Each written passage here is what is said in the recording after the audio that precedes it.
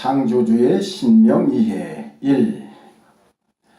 엘로힘과 여호와에 대한 호칭 이해.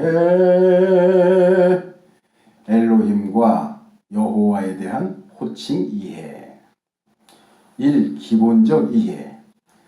출애굽기 6장 3절에는 전능의 하나님과 여호와 하나님에 대한 창조주 하나님의 의도적인 호칭 구분이 나온다. 아브라함과 이삭과 야곱에게는 나의 이름을 여호와로는 그들에게 알리지 아니하였다고 밝히신다. 그런데 창세기를 보면 아브라함과 이삭과 야곱은 여호와라는 이름을 이미 알고 활용하고 있었다. 이것이 어찌된 일인가? 엘로힘과 여호와는 여러 면에서 구별된다. 엘로힘은 일반 명사이고 여호와는 고유명사다. 다시 말해서 엘로힘 즉 하나님은 대통령이라는 말과 같고 여호와는 김대중이나 김영삼이나 클린턴이나 부시 등과 같다. 다음으로는 아브라함과 이삭과 야곱에게 나타나신 전능의 엘로힘과 모세와 그의 백성들에게 나타나신 여호와 엘로힘의 차이점이다. 앞에서 확인해 본 대로 아브라함과 그 시대의 사람들은 여호와라는 이름을 이미 알고 있었다.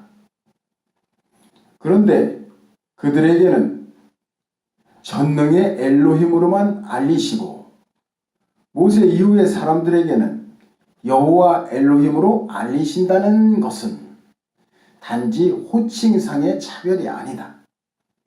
아브라함과 이삭과 야곱의 무대인 창세기에는 전능자로 역사하시고 모세 이후에는 다정한 친분이 형성된 엘로힘으로 역사하신다는 것이다.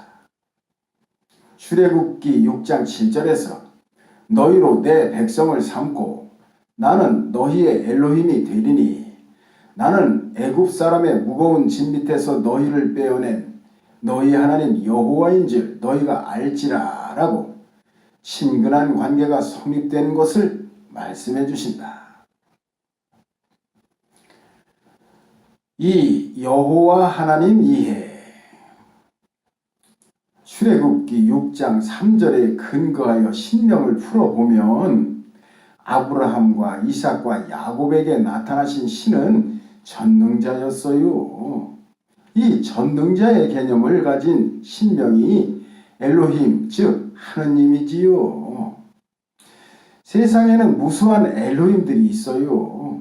제우스, 포세이돈, 토르, 삼신할멈, 염라대왕, 옥황상제, 마귀, 천사 등이 엘로힘이어요.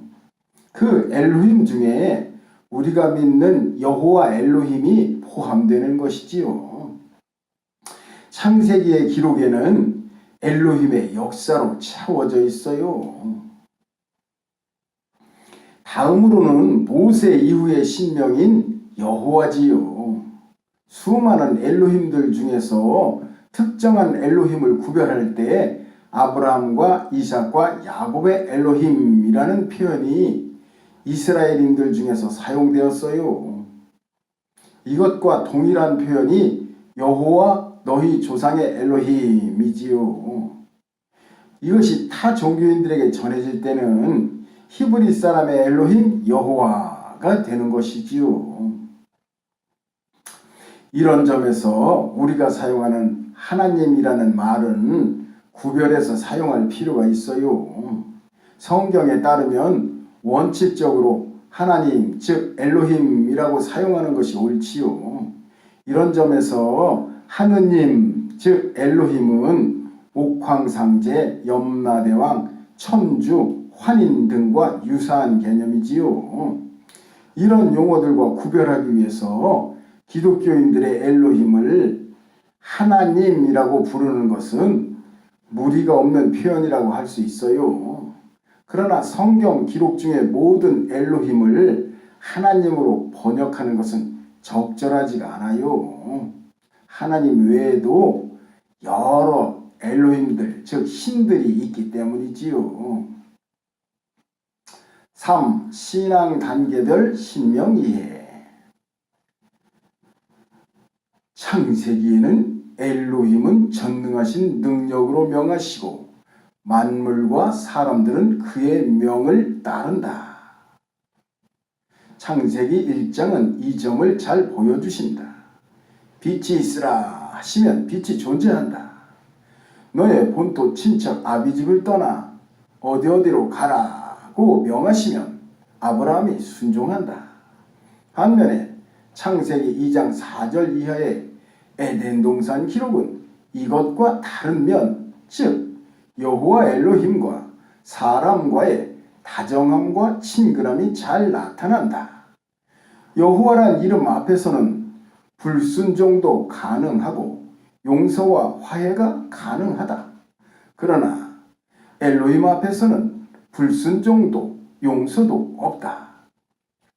노아의 홍수와 소돔과 고모라의 멸망은 엘로힘 차원의 관계다. 그러나 나뭇잎 대신에 짐승의 가죽옷을 입혀주시는 것은 여호와 차원의 관계인 것이다.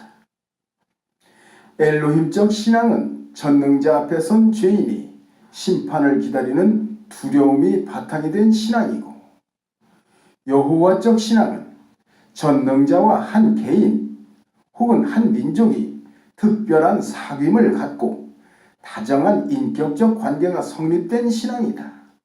따라서 엘로힘적 신앙은 전능자 홀로 선포하시고 인간은 두려움에서 그 뜻을 복종하지만, 여호와적 신앙은 전능자와 인간이 서로 대화를 한다. 여호와적 신앙이 될 때에만 비로소 상호 간의 인격적인 대화, 즉 기도가 가능해지는 것이다. 4. 요나서 새로 읽기. 엘로힘과 여호와의 명칭에 초점을 맞추어 요나서를 다시 읽어보자.